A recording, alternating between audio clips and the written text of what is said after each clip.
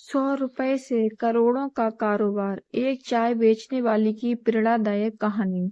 एक छोटे गांव में रहने वाला रमेश बहुत ही गरीब था।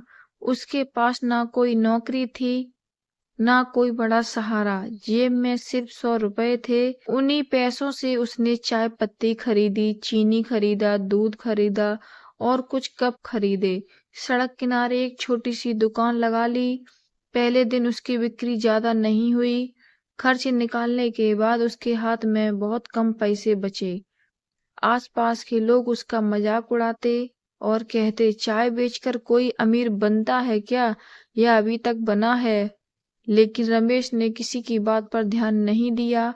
वह रोज सुबह जल्दी उठता, मेहनत करता, ग्राहकों से मुस्कुराकर मिलता और हमेशा अच्छी गुणवत्ता की चाय बनाता। धीरे धीरे उसकी दुकान पर ग्राहकों की भीड़ बढ़ने लगी।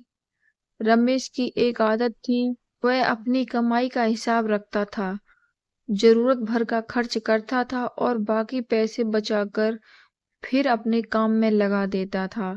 कुछ महीनों बाद उसने बिस्किट, नमकीन और नाश्ता भी बेचना शुरू कर दिया। फिर एक दिन छोटी सी दुकान किराए पर ली। कुछ सालों में उसने दूसरी दुकान खोली, फिर तीसरी दुकान खोली। समय के साथ उसकी अपनी चाय की ब्रांड बन गई और उसने कई लोगों को रोजगार देना शुरू कर दिया। एक दिन किसी ने उससे पूछा, तुम्हारी सफलता सबसे बड़ा राज क्या है?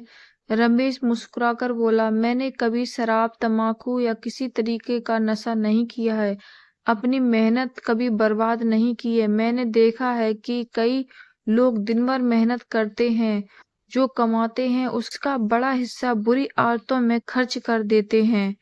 मैं किसी की बुराई नहीं करता, लेकिन मैंने हमेशा अपनी कमाई को बचाया और अपने काम में लगाया। आज उसी की बचत और मेहनत ने मुझे इस मुकाम पर पहुंचाया है। अगर तुम अपनी मेहनत की कमाई को सही जगह लगाओगे, नई चीजें सीखोगे और धैर्य रखोगे, तो धीरे धीरे तुम्हारी जिंदगी भी बदल जाएगी।